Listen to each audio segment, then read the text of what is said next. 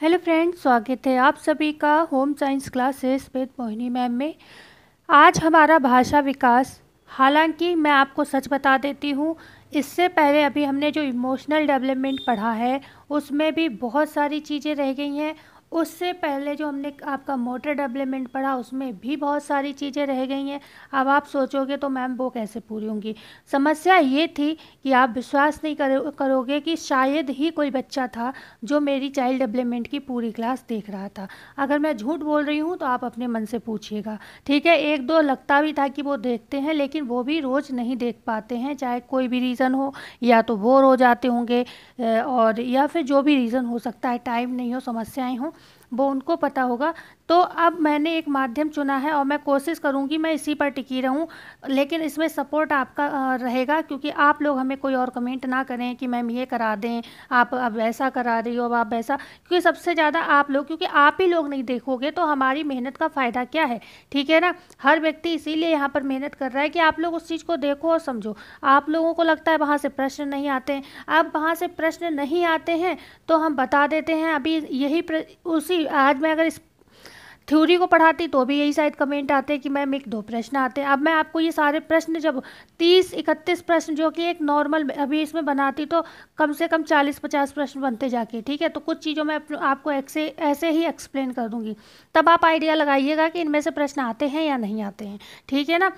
और बकाया जो मैं कह रही थी अभी जो चीज़ें रह गई हैं तो उसको भी अब मैं प्रश्न में करा दूंगी, तो आपको वो भी डरना या घबराना नहीं है कि मेरा सिलेबस छूट रहा है। और कोशिश इस तरीके से करूंगी कि आपकी थ्योरी वालों की भी समस्या खत्म हो जाए और जो लोग प्रश्न करना चाहते हैं, मतलब प्रैक्टिस करना चाहते हैं, उनकी भी समस्या खत्म हो जाए। तो थोड़ा पेशेंस दोनों को बनाना पड़ेगा, ठीक है। तो स्टार्ट करते हैं क्लास। अच्छा लगे भाई तो मैं रोज़ कह रही हूँ आप थोड़ा सा सपोर्ट हमें कर दें तो हमारा भी थोड़ा भला हो जाए, ठीक है। तो जो भी नए लोग जुड़े, पुराने लोग हैं, अगर हो सके तो एक दो शेयर, क्योंकि कुछ खास लोग हैं उनको तो मैंने पर्सनली भी बोला है, लेकिन हर किसी को पर्सनली नहीं बोल सकते, ठीक है। तो ज़रूर शेयर कर दीजिएगा। तो स्टार्ट करती हूँ। क्वेश्चन नंबर 1 है, एक ऐसा माध्यम जिसके द्वारा व्यक्ति अपने विचारों का आदान प्रदान करता है।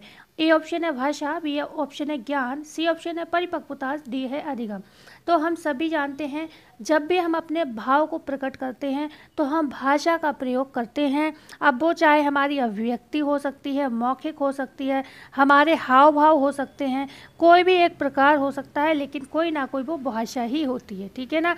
जो कि हमारी भाषा दूसरा कोई समझ ले वही भाषा है, मतलब सामने वाला भी समझता हो तो हम एक्सप्रेशन से भी समझा सकते हैं, ठीक है ना। बेशक वो मौखिक ना हो, हम अपने एक्सप्रेशन से भी समझा सकते हैं, लेकिन वो एक्सप्रेशन की समझ सामने वालों को भी होनी चाहिए, ठीक है ना। तो हम बात कर, मतलब यहाँ पर अगर हम बात करें तो जो भाषा ही है एक ऐसा माध्यम जो हम अपने विचार दूसरों को भेजते हैं और दूसरों के विचार खुद लेते हैं, ठीक है ना। किसका, ये वाणी का विस्तृत रूप कहा जाता है, किसका, वाणी का विस्तृत रूप कहा जाता है, वाणी का। ओके, बात करेंगे वाणी और भाषा में अंतर क्या है आगे। ओके, जो वाणी है उसी का विस्तृत रूप भाषा हो जाती है। इसमें आता क्या है भाई, बोलना हो सकता है, पढ़ना हो सकता है, ठीक है, लिखना हो सकता है, हाव भाव संकेत हो सकते हैं, ये सारी चीज़ें कलात्मक अभिव्यक्तियाँ हो सकती हैं, ये सारी चीज़ें इसी के अंतर्गत आती हैं, ठीक है। पढ़ना लिखना नोट कर लीजिएगा, जो लोग नोट करते हैं, ये सारी चीज़ें किसके अंतर्गत आती हैं, आपकी भाषा के अंतर्गत आती हैं। हाव भाव संकेत ये सारी चीज़ें इसी में आती हैं, कलात्मक अभिव्यक्तियाँ। ओके, कलात्मक अभिव्यक्तियाँ तो मैं जितना कोशिश होगा मैं लिख दूंगी, बकाया आप जानते हो फ़ोन की स्क्रीन पर दिक्कत होती है लिखने में। ओके, बढ़ते हैं आगे। क्वेश्चन 2 आपको दिख रहा है, भाषा विकास का माध्यम है। भाषा का विकास माध्यम है, मतलब भाषा का हटा दीजिए, यहाँ पर थोड़ा सा टाइपिंग एरर है, सेंटेंस नहीं बन रहा है। भाषा विकास का माध्यम है, ऐसे हो सकता है पढ़ने का, लिखने का, सीखने का, या निम्न में से सभी। सीधा प्रश्न ये है, भाषा किस विकास का माध्यम है, इनमें से पढ़ने का, लिखने का, सीखने का। तो जो भाषा होती है ये इन सभी का माध्यम है, ठीक है ना। जो भाषा होती है इन सभी का, भाषा के द्वारा ही हम पढ़ पाते हैं अपनी भाषा को, अपने विचारों को लिख सकते हैं, अभिव्यक्त कर सकते हैं और कुछ सीख सकते हैं, ठीक है। जब तक हम, कुछ चीज़ें ऐसी होती हैं मतलब आप नहीं बोल पाओगे, नहीं कोई भाषा होगी तो आप दूसरे को बता ही नहीं सकते हो करना क्या है, ठीक है ना। तो यहाँ पर डी ऑप्शन जो है आपका बिल्कुल सही हो जाएगा। बढ़ते हैं आगे, क्वेश्चन नंबर 3। ध्वनियों और शब्दों के सम्मिलित रूप को क्या कहा जाता है? ए ऑप्शन है शब्द है, बी ऑप्शन है भाषा है, सी ऑप्शन है वाणी है, डी ऑप्शन है उपर्युक्त सभी। तो यहाँ जो आपका राइट आंसर हो जाएगा वो हो जाएगा सी ऑप्शन वाणी। अब आप कहोगे वाणी क्यों है? देखो, आप जानते हो ना, बच्चे भी अपनी भाषा बोलते हैं, लेकिन क्या वो भाषा हर किसी को समझ में आती है? नहीं। तो हम उसको कहते हैं वो ध्वनि है। बच्चे ध्वनि निकालते हैं बहुत तरीके की, जैसे कि बच्चे ने कहा बाबा, बच्चे ने कहा पापा, मतलब पापा बा पूरा पापा का मतलब नहीं है यहाँ पे, ना ही पूरे बाबा का मतलब, लेकिन उस बच्चे को वो उसके मुंह से वो बैबलिंग कर रहा है, खाली ये समझ सकते हो, बैबलिंग कर रहा है। बा तो बोल रहा है, लेकिन उसको नहीं पता एग्जैक्ट कि बा का मतलब क्या है, या बाबा का मेरे से संबंध क्या है, या ये ज़रूरी नहीं वो इसलिए बोल रहा है कि वो सच में बाबा को बुला रहा है, ठीक है ना। तो उसका उस सेंटेंस का कोई मतलब नहीं है, लेकिन बात यह है कि हाँ, ये हो सकता है एक समय बाद उसके पेरेंट्स इस चीज़ को समझने लगे, ये बाबा कहता है तो शायद बाबा को बुलाता है, या कुछ और डिमांड स्पेशली चीज़ को वो कुछ बाबा बोल रहा है जो उसे पसंद है, ठीक है ना। पेरेंट्स खाली समझने लगे तो भी वो भाषा नहीं, वाणी नहीं कहलाएगी। क्योंकि वो बात और लोग नहीं समझ पा रहे। वाणी हमेशा वह होती है जो सभी लोग आसपास के उस भाषा को समझ ले, ठीक है। जो हमारे क्षेत्र के लोग हैं वो हमारी भाषा बोलते हैं, ठीक है, अब वो हमारी भाषा को समझ लेते हैं, हम उनकी भाषा को समझ लेते हैं, तो ये क्या है, वो वाणी है। लेकिन वही बात है कि अगर वही मतलब हमारा ही समाज हमारे ही बच्चे की कोई बात नहीं समझ पा रहा है, तो उसका मतलब वो वाणी नहीं, वो ध्वनि है, अभी बच्चा सीख रहा है, ठीक है ना। तो यहाँ पर कह सकते हैं ध्वनियों और शब्दों के सम्मिलित रूप को अगर हम बात करें तो क्या कहते हैं, हम उसको वाणी कहते हैं। तो हमेशा आप ध्यान रखिएगा, जब बालक के उच्चारण केवल किसमें, ध्वनि संकेतों के रूप में होते हैं तो उन्हें हम वाणी नहीं कह सकते। ये ऐसे प्रश्न बन जाते हैं, ठीक है ना। जब तक वो स्पष्ट व नियंत्रित ध्वनि को नहीं बोलेंगे हम उसको वाणी नहीं कहेंगे। बालकों का जो वाणी विकास कैसा होता है पूछा जाए तो अस्पष्ट होता है, इसीलिए हम उसको वाणी नहीं कहते हैं। अस्पष्ट होता है क्योंकि स्पष्ट नहीं होता है। किंतु जैसे अगर हम बात करें उसका स्नायु मंडल जो है, जैसे जैसे स्नायु मंडल विकसित हो जाएगा उसके अंदर मैच्योरिटी आएगी, उसकी भाषा का विकास भी हो जाएगा और वाणी जो एक नियंत्रित भी हो जाएगी कि हमें कब क्या कैसे बोलना है, ठीक है ना, तब हम उसको जाकर वाणी कहेंगे। आई होप आप समझ गए होंगे। बात करते हैं क्वेश्चन 4 की। बालकों का भाषा विकास प्रारंभ होता है जन्म से पूर्व, बी ऑप्शन है जन्म के तुरंत बाद, सी ऑप्शन है 6 माह बाद, डी ऑप्शन है 2 साल बाद।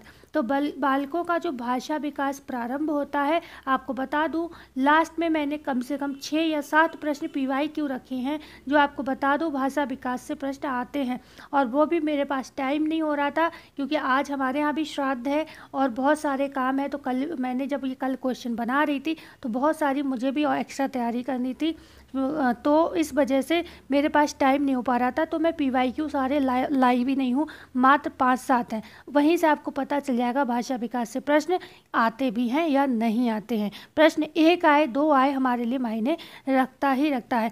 तो यहाँ पर हम बात करेंगे बी ऑप्शन आपका जो है बिल्कुल सही हो जाएगा।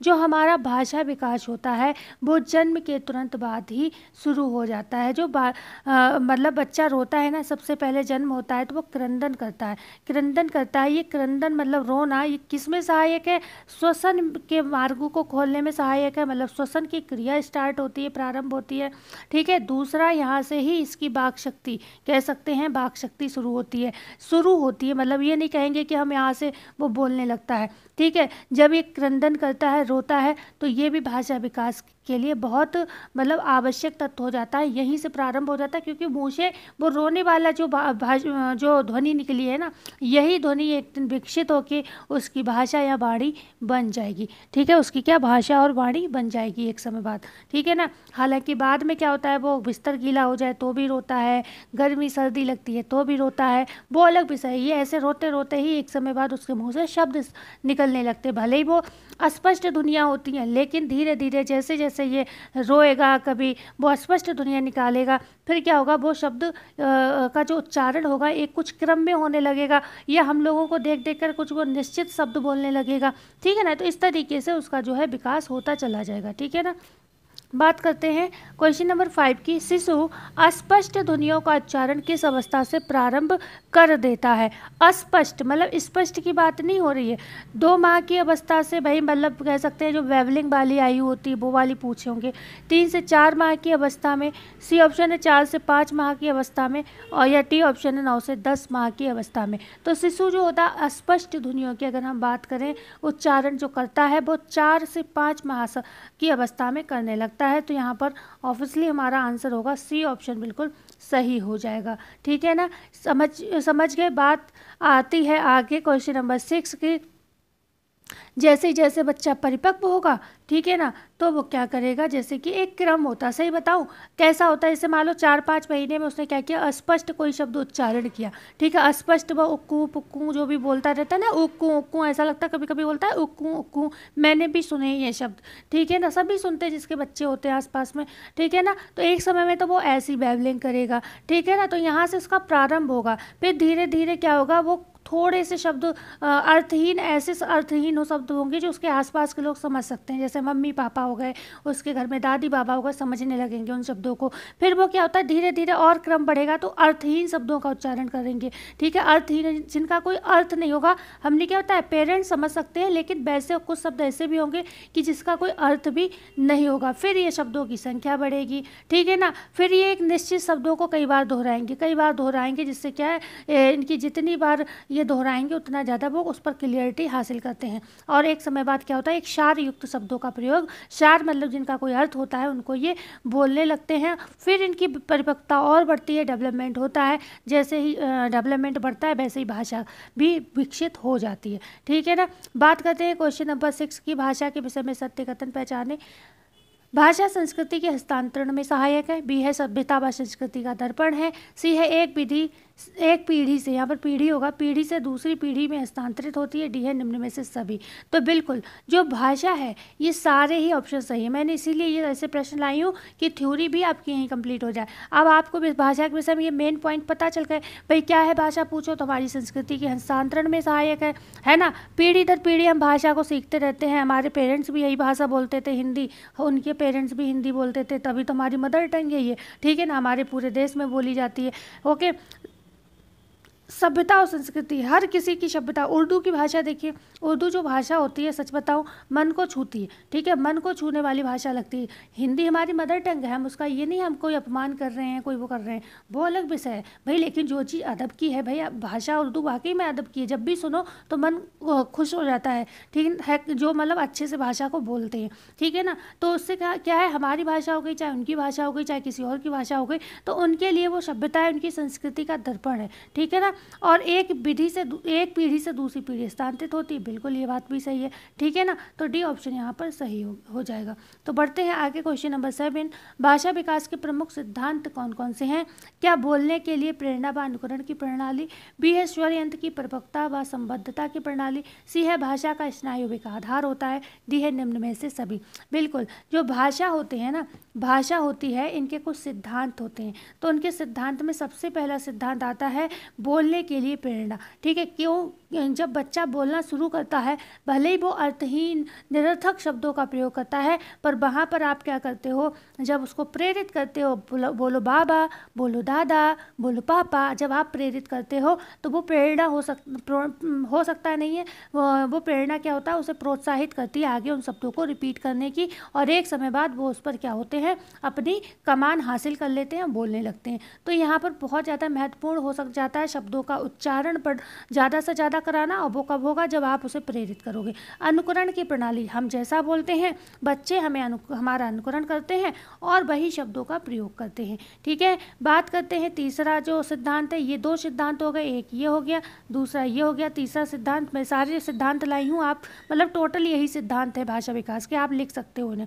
स्वर यंत्र की परिपक्वता, बिल्कुल जब बच्चा रोता है, धीरे धीरे इन सब प्रक्रियाओं को करता है, खाता है पीता है तो उससे बोलता है, रोता है, हंसता है, तो इससे स्वर यंत्र में परिपक्वता आ जाती है, ठीक है ना। और बात करेंगे संबद्धता की प्रणाली। जब वह संबंध मतलब कह सकते हैं एक दूसरे से शब्दों का अर्थ समझने लगते हैं, संबंध स्थापित करने लगते हैं कि ये हमारे बाबा हैं, ये हमारे पापा हैं, तो ये जो संबद्धता की प्रणाली होती है ये भी भाषा विकास को मतलब क्या कहती है, मैच्योर बनाती है, ठीक है ना। भाषा का स्नायुविक आधार होता है, बिल्कुल भाषा जो विकास होता है ना, इस क्षेत्र में जो भी अनुसंधान हुए हैं वो हर अनुसंधान यही कहता है जब तक स्नायु तंत्र मजबूत नहीं होगा भाषा का विकास अच्छे से नहीं हो पाएगा, ठीक है। तो जो भाषा विकास होती है वो स्नायु की जो स्नायु तंत्र उसकी परिपक्वता कह सकते हैं, मैच्योरिटी, और उसके जो भी कार्य हैं, आपकी कार्यशैली है वो मतलब स्नायु तंत्र के जो कार्य हैं उससे संबंधित होती है। अगर ये सारे कार्य अच्छे से चलेंगे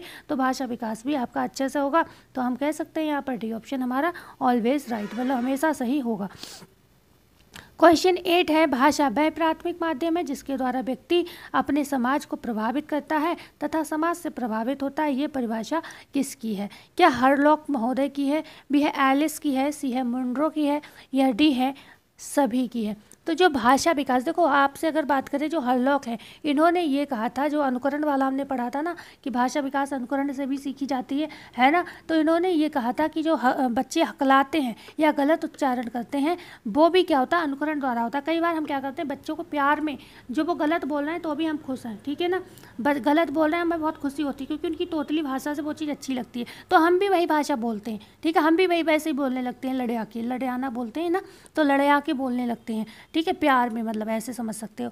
तो वो बच्चा फिर सोचता है यही शब्द है ना, फिर वो वैसे ही बोलने लगता है, उसे लगता है कि ऐसे ही बोला जाता है। तो ये तो बात हरलॉक ने बोली है, जो बच्चे गलत उच्चारण या हकलाते हैं वो ज़्यादातर अनुकरण के द्वारा होता है क्योंकि पेरेंट्स ही ऐसे बोलते हैं। लेकिन ये जो हम बात कर रहे हैं इस डेफिनेशन की, तो ये एलिस की है, ठीक है।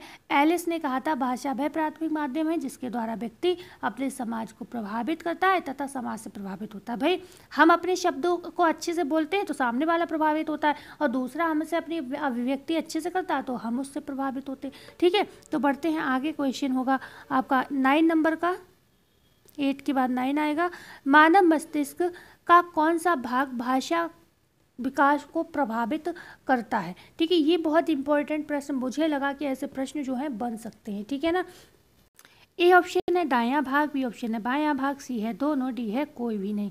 तो देखो हम जानते हैं दायां बायां दो भाग होते हैं मस्तिष्क के, जिसमें जो बायां भाग होता है, ठीक है, बायां भाग होता है वो भाषा विकास को प्रभावित करता है, ठीक है। मानव मस्तिष्क के दो भाग होते हैं जिसमें बायां भाग जो है भाषा को कहते हैं प्रभावित करता है। कैसे, अगर हम बात करें, कई अध्ययनों में ऐसा देखा गया है जब शिशु का जो जन्म होता है और उस समय किसी भी कारण बाएं भाग में मस्तिष्क में कोई भी समस्या हो जाए, बच्चे के जन्म के समय की बात कर रहे हैं, किसी भी वजह से, चाहे डिलीवरी में कोई कॉम्प्लिकेशन रहे हो, तो अगर मस्तिष्क के बाएं भाग में कोई भी समस्या होती, मतलब क्षतिग्रस्त हो जाए कोई घटना की वजह से, तो उसका जो भाषा विकास है वो उस समय दायां भाग जो है नियंत्रित कर लेगा। तो जब भी आपसे पूछा जाए कोई समस्या हुई है बचपन में बच्चे के जन्म के समय, तब भाषा विकास जो प्रभावित हुआ, मतलब बायां भाग प्रभावित हो गया, तो भाषा के विकास को कौन नियंत्रित करेगा? तब तो दायां भाग। जब बचपन में, जब पैदा होते समय बच्चे के कोई समस्या हो जाए तब कौन सा भाग उसको नियंत्रित कर लेगा? क्योंकि इधर तो चोट फेंट लग गई है,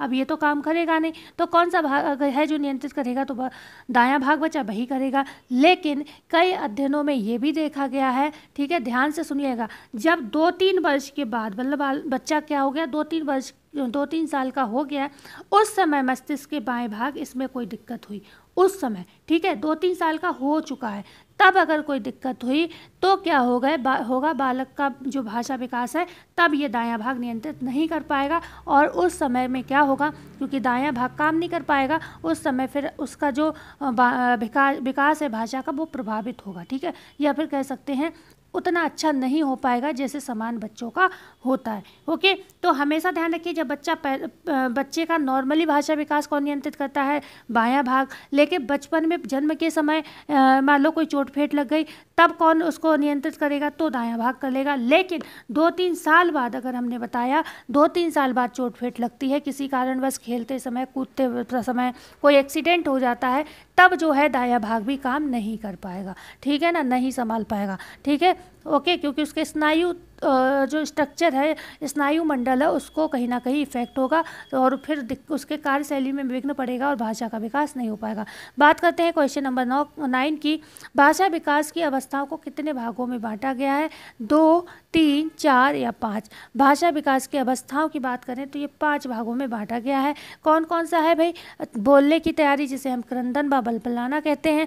दूसरा है, मतलब एक थी बोलने की तैयारी, ओके। दूसरी क्या थी? दूसरी थी आकलन शक्ति का विकास, आकलन शक्ति का विकास। मैं बोल रही हूँ, लिखते जाना। तीसरा क्या है? शब्द प्रयोग, ओके, शब्द प्रयोग, ओके, शब्द प्रयोग। तीसरा क्या है? शब्द प्रयोग। चौथा क्या है? ध्यान से देखिएगा, ओके। चौथा क्या है? वाक्य प्रयोग, फिर वाक्य का प्रयोग करता है वो, ठीक है। उसके बाद 5वें नंबर पे वो शुद्ध उच्चारण करता है, ठीक है, शुद्ध उच्चारण। तो ध्यान से पढ़िए एक बार और। बोलने की तैयारी, सबसे पहले क्या करता? बोलने की तैयारी करता। बोलने की तैयारी में क्या करेगा? क्रंदन करेगा, रोएगा, बलबलाएगा, अपने हाव भाव देगा, ठीक है। फिर दूसरा आता है आकलन शक्ति का विकास। फिर वो आकलन करता है लोगों के अनुकरण के माध्यम से कि लोग क्या बोल रहे हैं, क्या कह रहे हैं। फिर वो उन शब्दों को पकड़ता है, उनको बोलने का, उनका प्रयोग कर, अपने भाषा में उन शब्दों का प्रयोग करता है, भले ही वो सही से बोल पाए या ना बोल पाए, प्रयोग करता है, प्रयास करता है, ठीक है। फिर वो क्या होता है? वाक्यों का प्रयोग करने लगता है, शब्दों को बोल के, फिर वाक्यों का, फिर एक समय आता है वो शुद्ध उच्चारण करने लगता है। तो ये 5 अवस्थाओं से भाषा विकास गुजरता है, ओके। क्वेश्चन है 10 नंबर का। भाषा विकास की प्रारंभिक अवस्था निम्न में से कौन सी है? शब्द प्रयोग, बोलने की तैयारी, वाक्य प्रयोग या आकलन शक्ति का विकास, ठीक है। तो यहाँ पर जो भाषा विकास की प्रारंभिक अवस्था अभी हमने आपको बताई थी जस्ट, कौन सी थी? जो बोलने की तैयारी बच्चा करता है, ये प्रारंभिक अवस्था है, जब वो क्रंदन करता है, वैवलिंग करता है, बलबलाता है, हाव भाव देता है, ठीक है। तो यहाँ पर वी ऑप्शन आपका ऑब्वियसली सही हो जाएगा। क्वेश्चन है 11, जब बच्चा बोलने की तैयारी करता है तब वह अपनी वाणी को प्रकट करने का प्रयास किस माध्यम से करता है? क्रंदन द्वारा, बलबलाता है, हाव भाव प्रकट करता है, इनमें से सभी। तो ये तो अभी हमने आपको बताया, डी ऑप्शन सही होगा। जब बच्चा बोलने की तैयारी करता है तो वो पहले रोता है, फिर बलबलाता है, फिर अपने हाव भाव प्रकट करता है, तो डी ऑप्शन सही हो जाएगा। क्वेश्चन है 12, बालक का क्रंदन एक प्रक्रिया है, एक प्राकृतिक व सहज प्रक्रिया है, बी है उद्देश्यहीन तथा अनियमित प्रक्रिया है, सी है इसका बौद्धिक या संवेगात्मक संबंध नहीं है, डी है ए बी ऑप्शन। तो जो क्रंदन है, बिल्कुल प्रक्रिया तो ये सही, तो ये मैंने आपको समझाने को डाला क्रंदन के विषय में प्रश्न। हालांकि जब प्रक्रिया पूछा जाएगा तो ये वाला ऑप्शन शायद नहीं आएगा, ठीक है ना, क्योंकि ये कोई प्रक्रिया नहीं है, ये बस क्रंदन के विषय में बताया जा रहा है, ठीक है। तो लेकिन मैं आपको यहाँ पर मतलब बता देती हूँ इन सब का मतलब क्या है। देखो, बालक की एक सहज प्रक्रिया है, जब बच्चा पैदा होता है तो आप जानते हो प्राकृतिक है, ये बच्चा पैदा होता है तो रोता है, ये प्राकृतिक प्रक्रिया हो गई। सहज इसलिए कि हर बच्चा करता है ये काम, ठीक है ना, तो ये एक सहज प्रक्रिया हो गई। दूसरा, ये उद्देश्यहीन तथा अनियमित होती। जो क्रंदन है ये भाषा विकास की प्रक्रिया जरूर है, लेकिन उद्देश्यहीन भी होता है। भाई बच्चे को कुछ नहीं समझ आ रहा है तो वो रो रहा है, ठीक है ना, उसे भूख प्यास लग रही है तो रो रहा है, ओके। एक समय बाद, 2 सप्ताह बाद ये ऐसा हो जाता है कि उद्देश्य के लिए रोता है, लेकिन कुछ ऐसा भी होता है कि बिना उद्देश्य के भी बच्चे रोते हैं। तो ये यहाँ जो क्रंदन के माध्यम से जो भाषा विकास हो रहा है वो उद्देश्यहीन है, ठीक है, अनियमित है। क्यों है? क्योंकि वो मतलब रो तो वो अपने मजे के लिए रह रहा है, उसे अच्छा लग रहा होगा रोते हुए, रो रहा है, या कोई दिक्कत भी हो सकती है, ठीक है। लेकिन कई बार ऐसा भी माना गया कि बच्चों को कुछ तो आता नहीं है उस समय, तो वो इसलिए रोता है, ठीक है। तो अनियमित और उद्देश्यहीन होता है, और इसका बौद्धिक या संवेगात्मक संबंध कोई नहीं होता है कि वो क्रंदन कर रहा है तो उससे कोई बुद्धि बढ़ रही है या घट रही है, संवेगात्मक कोई संबंध उसका ऐसा कुछ नहीं है, बस वो करता है ये काम। लेकिन यहाँ पर बी डी ऑप्शन सही होगा, ए व बी जो है बिल्कुल सही होगा। प्राकृतिक व सहज प्रक्रिया, उद्देश्यहीन तथा अनियमित है, ठीक है। लेकिन अगर नॉर्मली पूछा जाए भाषा विकास के विषय में कुछ भी, तो ये भी बात भी सही है कि इसका बौद्धिक या संवेगात्मक क्रंदन का कोई संबंध नहीं होता, ठीक है। क्रंदन मतलब रोने का, ये वाला कोई ऐसा कोई मतलब नहीं होता इसका, ठीक है। तो यहाँ पर ये भी सही होगा, ओके। बात करते हैं क्वेश्चन नंबर 13 की। किस उम्र का शिशु अपरिचित व्यक्तियों को देखकर रोने लगता है? ए है 4 से 5 माह, बी है 6 से 7 माह, सी है 1 वर्ष, या डी है 2 वर्ष। तो यहाँ पर आपका ए ऑप्शन सही हो जाएगा। जो 4 से 5 माह का शिशु है, 4 से 5 माह का शिशु है, वो क्या करता है? अगर किसी अपरिचित व्यक्ति को देखता है तो रोने लगता है। यहीं पर अगर हम 6 से 7 माह का जो शिशु है उसकी बात करें, तो जब आप उसकी कोई प्रिय वस्तु, ठीक है, प्रिय वस्तु, कोई खिलौना भी हो सकता है, कुछ भी हो सकता है, उससे छीन लोगे तो वह क्या है? रोने लगेगा, ठीक है ना। तब है रोने लगेगा। लेकिन जो 1 वर्ष का व्यक्ति होता है, 1 वर्ष का बच्चा, 1 वर्ष का बालक, उसके कई रीज़न होते हैं रोने के। भय हो सकता है, किसी से डर हो सकता है, अपरिचित व्यक्ति यहाँ पर भी होगा, अपरिचित व्यक्ति से भी वो रोता है, ठीक है ना। और यहाँ पर अगर हम बात करें, अगर उसकी क्रिया में किसी ने बाधा डाली, जैसे कि कह सकते हैं मतलब वो खेल रहा है, आपने उसका खिलौना छीन लिया तो भी रोएगा। कसे वस्त्र पहन रखे उसने तो भी रोएगा, ठीक है। कसे वस्त्र भी रोने का कारण हो सकता है, ओके। कसे वस्त्र ध्यान रखिएगा, ये भी रोने का कारण है। भूख और प्यास, क्योंकि एक थोड़ा अलग चीज़ है, ओके। भूख और प्यास लगी होगी तो भी रोएगा, कुछ गीला वीले में पड़ जाएगा तो भी रोएगा, ठीक है। कोई दर्द हो रहा होगा तो भी रोएगा। तो यहाँ पर क्रंदन के 1 वर्ष में कई कारण यहाँ पर हो सकते हैं, ठीक है ना। लेकिन 4 से 5 माह का शिशु हमने बताया अपरिचित व्यक्तियों को देखकर रोता है, 6 से 7 माह का खिलौना छीन लेने पर रोता है। बात करते हैं 14 नंबर की। सर्वप्रथम बच्चों का शब्द उच्चारण का विकास होता है क्रंदन से, बलबलाने से, गुदगुदाने से, अभ्यास से।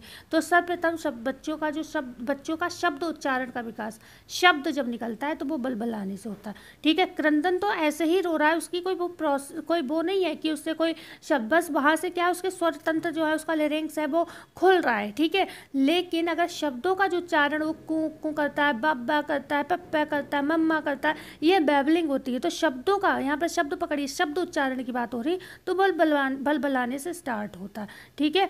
बात करते हैं क्वेश्चन नंबर 15। स्पष्ट बलबलाहट किस माह की आयु से जो है प्रारंभ हो जाता है? स्पष्ट मतलब अभी तक अस्पष्ट बैबलिंग थी, लेकिन अब ये स्पष्ट होने लगेगी थोड़ी थोड़ी। तो जो स्पष्ट बलबलाहट की बात करें वो मतलब कब से होती है? तो वो होती है 2 माह की, अच्छा ऑप्शन नहीं पढ़े ना मैंने, चलो 2 माह की अवस्था से होता है, कोई दिक्कत नहीं। जो स्पष्ट बलबलाहट ना होता है वो 2 माह की अवस्था से होता है, ध्यान रखिएगा, ठीक है। और चलती कब तक है? 1.5 साल की अवस्था तक ये चीज़ चलती है, ठीक है। प्रारंभ यहाँ से होती है, 2 माह से स्पष्ट बलबलाना शुरू होता है और 1.5 वर्ष तक ये प्रक्रिया चलती है। उसके बाद वो थोड़ा शब्दों को पकड़ना शुरू कर देता है। क्वेश्चन है 16। निम्न में से किस माह का बालक शब्दों का अनुकरण करने लगता है? ए है 4 से 5 माह, बी है 5 से 6 माह, सी है 7 से 8 माह, डी है 1 साल, ठीक है। तो क्वेश्चन 16 क्या कह रहा है?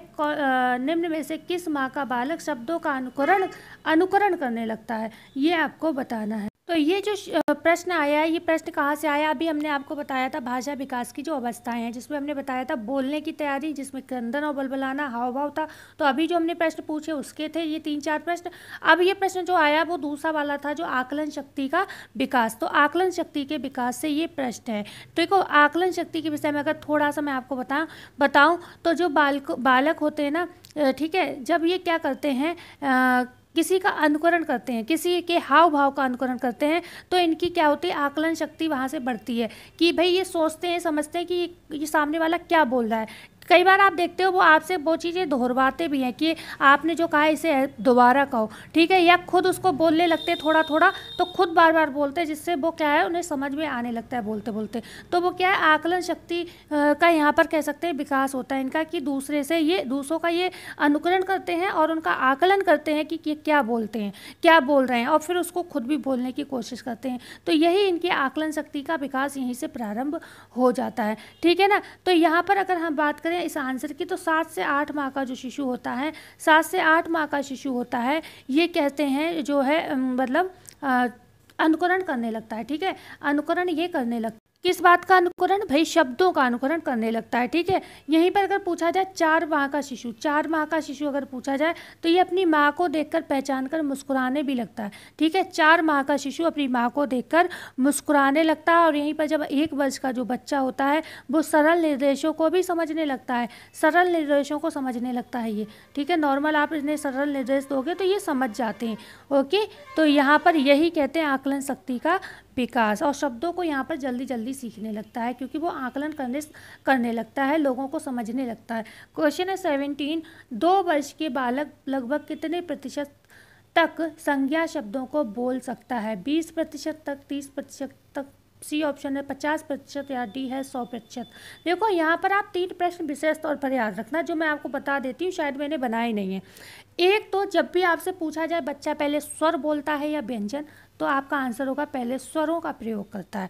ठीक है। दूसरा ऑप्शन होगा मतलब स्वरों के बाद एक प्रश्न आएगा, पहले कौन से शब्द बोलता है, मतलब जब शब्द बोलना शुरू किया, हमने बताया संज्ञा शब्द स्वर बोलता है। ठीक है, स्वर बोलता है। अच्छा, स्वर बोलता है, उसके बाद जब शब्द बोलता है तो क्या बोलता है, तो सब फिर संज्ञा बोलता है तो संज्ञा शब्दों को बोलता है। ठीक है। अब आप जानते हो दुनिया में हर चीज़ संज्ञा ही होती है। ठीक है ना, तो संज्ञा ही बोलेगा, इसमें तो कोई नई चीज़ नहीं। लेकिन तब भी कहीं कभी कंफ्यूज करने को आपको और चीज़ें भी मिल जाएं लिखी हुई, तो आप हमेशा ध्यान रखना संज्ञा शब्दों को, ठीक है, बोलता है, नाउन्स को बोलता है पहले। ठीक है।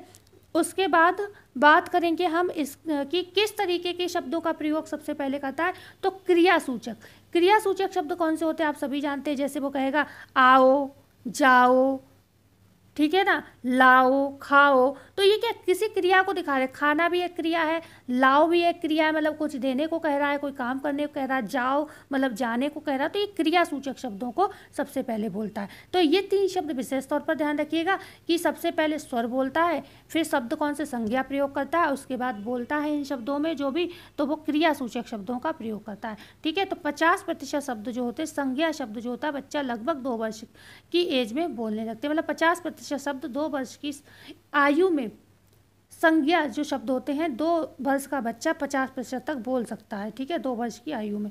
क्वेश्चन है यहाँ पर 18, बालक द्वारा बोले गए प्रथम शब्द कहलाते हैं होमोफेरस, होलोफ्रेसस, होमोसेपियन या विशिष्ट शब्द। तो आप जानते हो ये क्या कहलाते हैं, हेलोफ्रेसस कहलाते हैं। जो बच्चा पहली बार जिन शब्दों का प्रयोग करता है वह शब्द क्या कहते हैं, होलोफ्रेसस कहलाते हैं। ठीक है। तो पढ़ते हैं हम आगे। क्वेश्चन है 19, यहाँ पर मिलान करना है आपको, मिलान करिए। और ये बहुत अच्छा प्रश्न है, इससे आपकी बहुत सारे प्रश्न के आंसर जो है क्लियर हो जाएंगे। 1.5 वर्ष का बच्चा है, इधर मतलब इधर एज दी है और इधर ये दिया है कि कितने शब्द बोल सकते हैं बच्चे। तो 1.5 वर्ष, 2 वर्ष, 2.5 वर्ष, 3 वर्ष, 5 वर्ष। अब हम इनको मैच करते हैं। सबसे पहले जो आपका 1.5 वर्ष का बच्चा होता है वो 10 शब्द बोलता है। ठीक है, 10 शब्द। 2 वर्ष तक का बच्चा 272 शब्द तक बोलने लगता है। 2.5 वर्ष का बच्चा 450 तक शब्द बोल सकता है। 3 वर्ष का बच्चा 900 शब्द और 5 वर्ष का 2000 शब्द बोल सकता है। तो मैंने इसको ऑप्शन को ऐसे डाल दिया है 5 4 3 2 1। ठीक है, 5 4 3 2 1, आप इन्हें याद कर लीजिएगा। सी ऑप्शन में ये दिया हुआ है। ठीक है, ओके। तो यहाँ पर सी ऑप्शन सही है। कितना बताया, 1.5 वर्ष का मात्र 10 शब्द बोल सकता है। ओके, 2 वर्ष का 272 शब्द तक बोल सकता है। 2.5 वर्ष का बच्चा 450 शब्द बोल सकता है। 2 वर्ष का 900 शब्द बोल सकता है। और अगर हम बात करें 1.5 वर्ष का, तो वो 2000 शब्द तक बोल सकता है। ठीक है, बढ़ते हैं आगे। क्वेश्चन नंबर 20, बालकों के शब्द भंडार के कितने रूप होते हैं। 2 रूप होते हैं, 3 रूप होते हैं, 4 रूप होते हैं या 5 रूप होते हैं। तो अगर शब्द भंडारों की हम बात करें तो ये मात्र 2 ही रूप होते हैं। एक होता है आपका सामान्य शब्द भंडार, सामान्य शब्द भंडार जिसको हम कह सकते हैं इंग्लिश में सामान्य शब्द भंडार, जिसको हम इंग्लिश में कह सकते हैं जनरल वोकैबुलरी। ठीक है। दूसरी होती है विशिष्ट शब्द भंडार, विशिष्ट शब्द भंडार। ठीक है, शब्द भंडार। ओके, विशिष्ट जो होती हैं आपकी स्पेसिफिक वोकैबुलरी होती है, उसकी बात करते हैं। ठीक है, आगे हम इन दोनों को समझ गए। आप बढ़ते हैं आगे। क्वेश्चन नंबर 20, बालक विशिष्ट शब्दावली का प्रयोग करने लगता है 2 वर्ष की आयु में, 3 से 4 वर्ष की आयु में, या फिर 5 वर्ष की आयु में, या डी है निम्न में से कोई नहीं।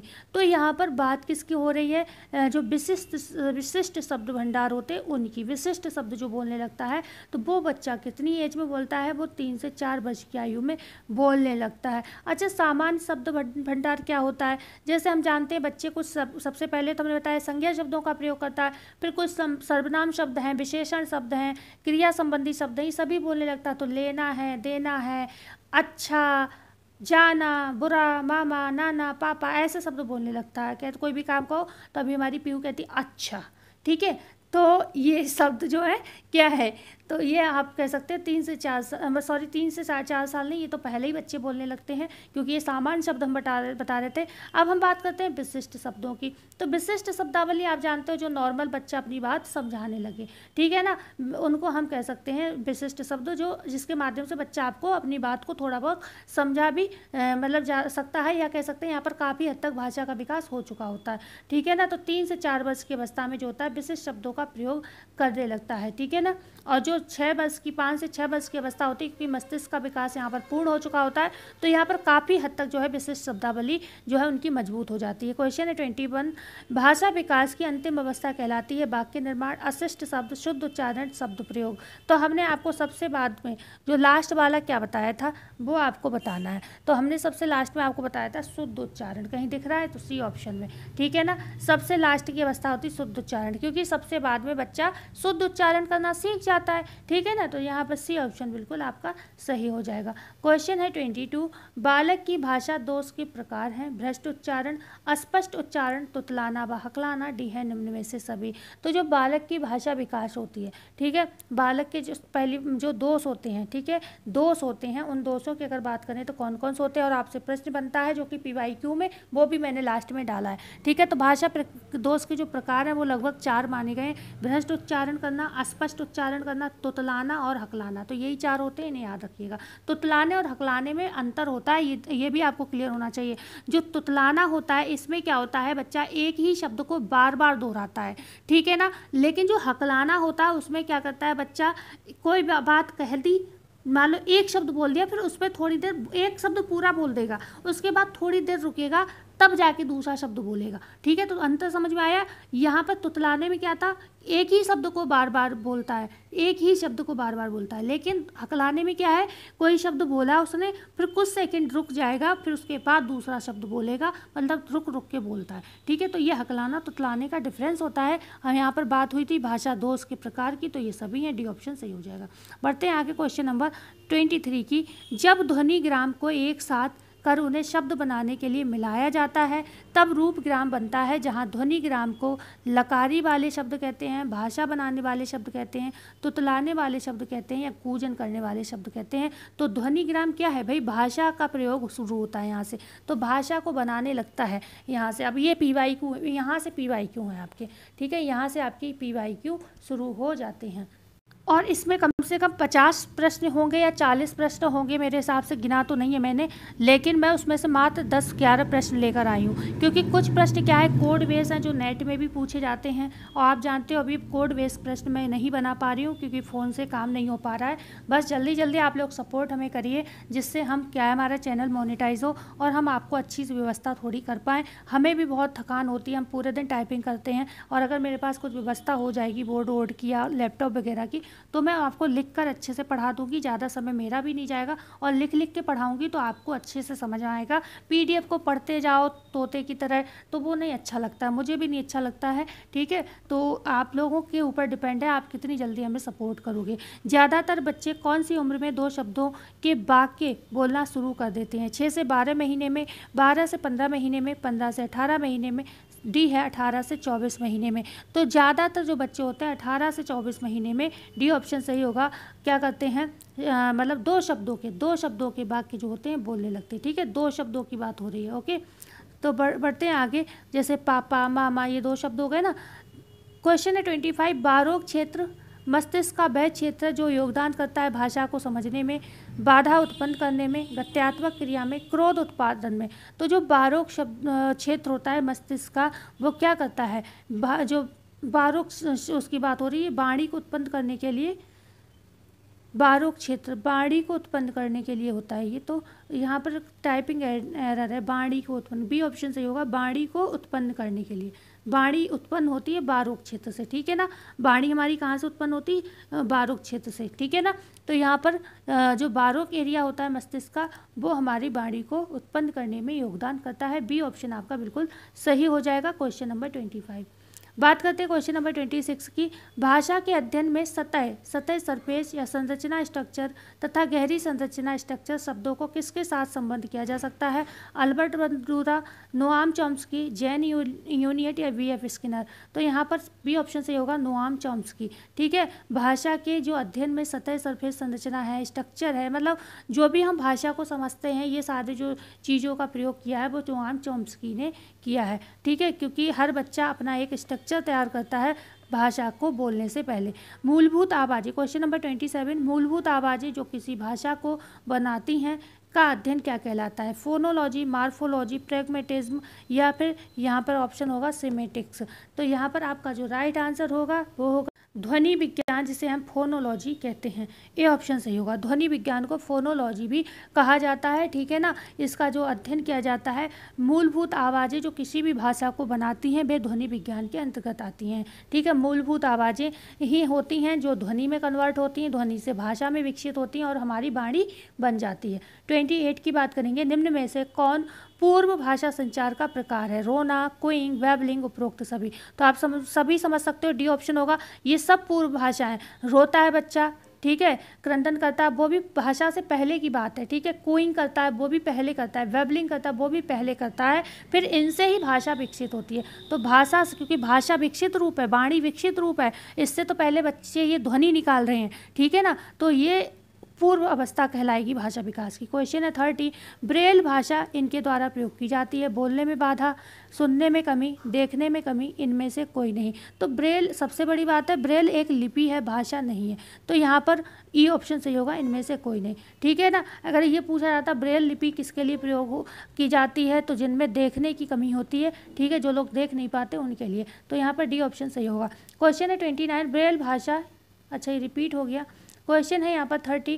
कुइंग और बलबलाना वाणी विकास की अवस्था है। प्रथम अवस्था, द्वितीय अवस्था, मध्य अवस्था या अंतिम अवस्था। तो ये कुइंग या बलबलाना वाणी विकास की कौन सी द्वितीय अवस्था मानी इन लोगों ने, मतलब यहाँ पर मध्य अवस्था मानी है, ठीक है। इस प्रश्न के हिसाब से मध्य अवस्था है। तो हो सकता है प्रथम अवस्था क्रंदन होती है ना, क्योंकि सबसे पहले बच्चा रोता है, इसलिए ये मध्य अवस्था हो जाती है। फिर वो बैबलिंग करता है, फिर एक मतलब अच्छे शब्दों का प्रयोग करता है जो सब लोग समझ लेते हैं। तो इस मतलब आयोग के अनुसार यहाँ पर मध्य अवस्था इसको माना गया है, ठीक है। क्वेश्चन है 31। बच्चों में पाए जाने वाले भाषा संबंधी दोष क्या नहीं है? गलत उच्चारण, अस्पष्ट उच्चारण, हकलाना या धीरे धीरे बोलना। देखिए ये प्रश्न है, ठीक है। अब आप ये तभी तो बता सकते हो जब आपने ये तीनों पढ़े होते। अब आप थ्योरी पढ़ोगे तभी तो ये सारी चीज़ें पता होंगी। तो यहाँ पर डी ऑप्शन सही होगा, ठीक है। धीरे धीरे बोलना कोई भाषा का दोष नहीं है। गलत उच्चारण करना, अस्पष्ट उच्चारण करना, हकलाना, तुतलाना, ये है भाषा के दोस्त, ठीक है। तो डी ऑप्शन आपका बिल्कुल सही हो जाएगा। तो आज की क्लास का ये लास्ट प्रश्न था।